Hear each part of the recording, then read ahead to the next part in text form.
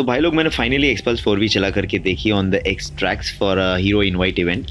And apart from the new rapchic graphics and 4V instead of the existing 2 on the BS6, the major difference is refinement and gearing.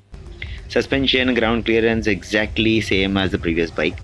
Hero ने बताया है कि वो rally kit में कुछ changes करेंगे, but considering it's height I am sure ज़्यादा लोग वैसे भी रैली किट के लिए ऑप्ट नहीं करने वाले.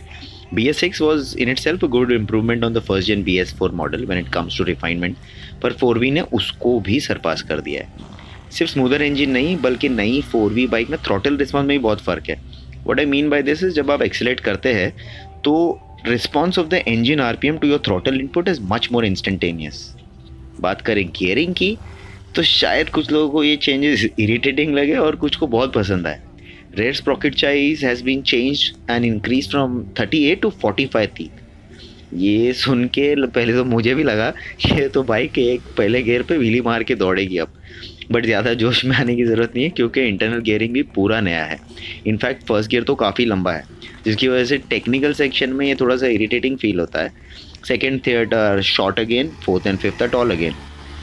For general off road use this is a moderate improvement, but अगर आप टूरिंग के मद्देनज़र से देखें तो ये एक बहुत ही ऑसम इम्प्रूवमेंट है जो फाइनली एक्सपल्स को टूरिंग वर्दी बनाता है. मतलब 80-90 kmph you can do on the highway, which is honestly speaking not an ideal touring speed, but nevertheless the bike can now do it with relative ease compared to previously जब आपको उसको 8000 rpm पे पेलना पड़ता था ताकि वो 100 touch करे. but now it's much better.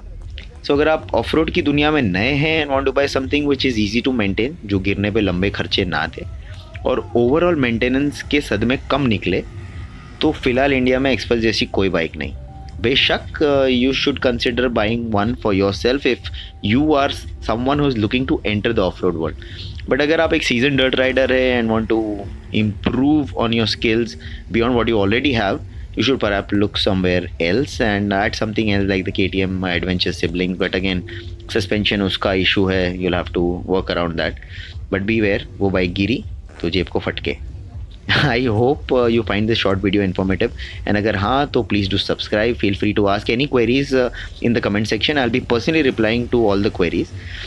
फिर मिलेंगे ऐसे एक informative वीडियो के साथ. Till then मैं आपका दोस्त कैमी अलविदा चाहता हूँ. See you soon guys.